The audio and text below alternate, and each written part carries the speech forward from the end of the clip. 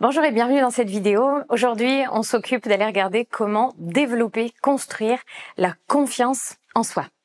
Bonjour, je suis Émilie Gou, je suis cofondatrice de l'école de Feng Shui Françoise Chevalier. Je suis formatrice et coach en Feng Shui énergétique et humain et en développement personnel aussi au sein de l'école, au sein des formations.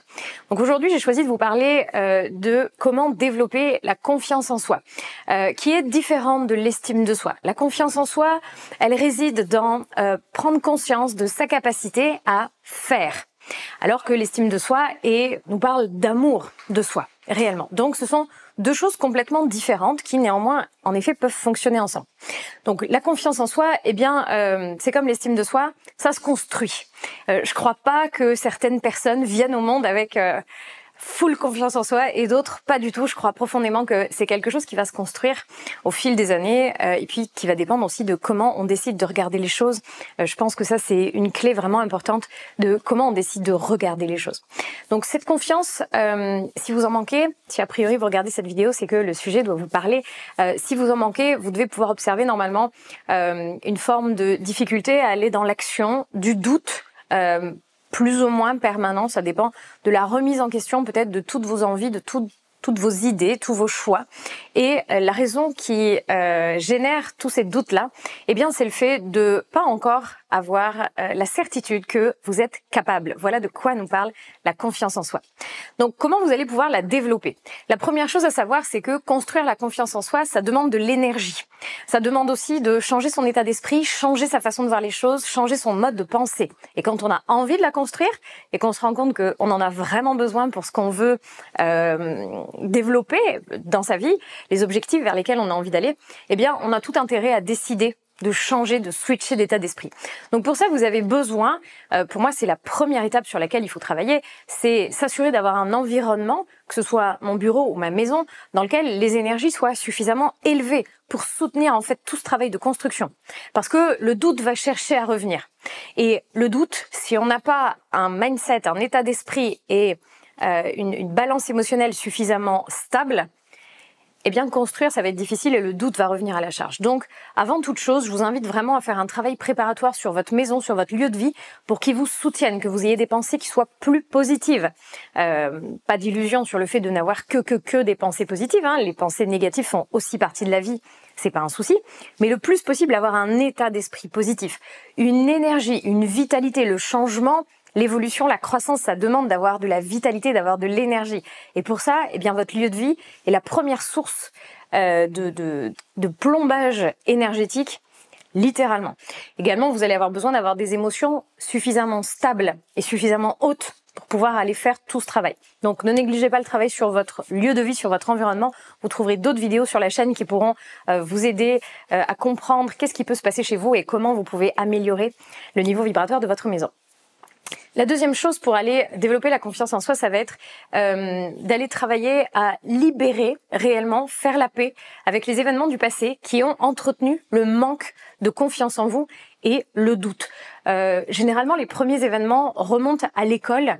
L'école n'est pas le meilleur endroit pour développer la confiance en soi. On se retrouve souvent cassé, où on peut se sentir humilié ou rabaissé devant les petits camarades de classe à l'école. Donc ça fait partie des événements sur lesquels il va être précieux de travailler.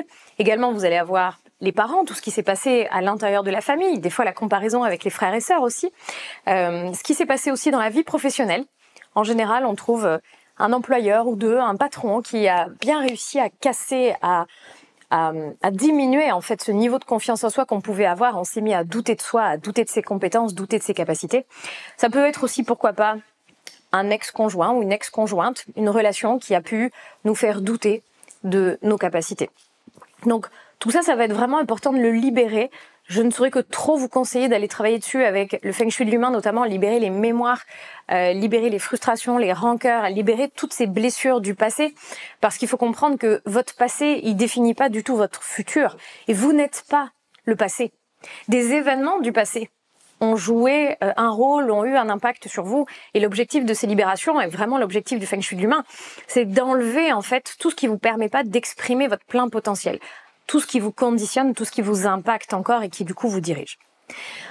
Ensuite, la confiance en soi, pour la construire, c'est important d'apprendre à reconnaître ses capacités, reconnaître ses compétences et se libérer d'absolument tout jugement. Il n'y a pas de compétence ou de capacité qui soit meilleure qu'une autre. Chaque être humain en possède. Et ce qui fait qu'on manque de confiance en soi, c'est simplement qu'on ne les reconnaît pas, on ne les voit pas. On veut toujours la qualité ou la compétence du voisin, mais on voit pas ce qu'on a nous déjà et de voir à quel point c'est parfait pour nous. Donc pour ça, il y a un exercice qui est tout simple et qui fonctionne très bien par rapport au projet que vous auriez envie de développer, par exemple, et qui nécessite de la confiance en vous. Là où vous pensez que vous n'en avez pas, eh bien, quelque chose que je vous invite à faire, c'est de lister pour ce projet quelles sont les qualités, les connaissances, les compétences, les expériences, les capacités dont vous avez besoin pour pouvoir le mener à terme. Allez regarder, allez lister toutes ces choses-là et vous allez voir que sur la liste, en fait, il y en a énormément que vous possédez déjà. Simplement, vous les voyez plus ou vous les avez oubliés parce que vous gardez la plupart du temps un événement en tête dans lequel vous avez douté. Mais comme je dis à toutes nos élèves, vous vous rendez pas compte, peut-être, ou vous mettez plus de valeur sur tout ce que vous avez traversé, tout ce que vous avez vécu, tout ce que vous avez été capable de faire, tout ce que vous avez réalisé, tout ce que vous savez faire, tout ce que vous avez appris. Et en fait, comme on met tellement plus de valeur dessus, on le regarde plus. On pense juste aux hontes, à ce qu'on a vécu comme des échecs, des choses comme ça, des frustrations. Et on voit pas, en fait, tout ce qu'on a réalisé. Le problème, quand on refuse de regarder tout ce qu'on a réalisé, c'est que la confiance en soi ne peut pas se développer. Et si vous en avez besoin pour mener à bien vos projets, faites cet effort-là, laissez de côté les doutes, laissez de côté le jugement intérieur, travaillez dessus, libérez-le, travaillez sur vos mémoires, faites-vous des lettres de colère, libérez tous ces ressentiments-là, mais commencez à accepter et à regarder toutes vos qualités, vos compétences, vos connaissances, vos capacités, tout ce que vous savez faire, tout ce que vous êtes capable de faire et vraiment les qualités que vous possédez. Et puis ensuite, une clé importante, c'est que la confiance en soi, elle se construit avec le passage à l'action. Ça veut dire que si vous attendez d'avoir pleinement confiance en vous pour faire quelque chose, vous n'êtes pas sorti du sable. Et malheureusement, il va pas se passer grand-chose. On peut arrêter d'avoir peur, attendre d'arrêter d'avoir peur en tout cas, ou attendre d'avoir ce plein potentiel de confiance en soi pour faire quelque chose, mais peut-être il arrivera jamais.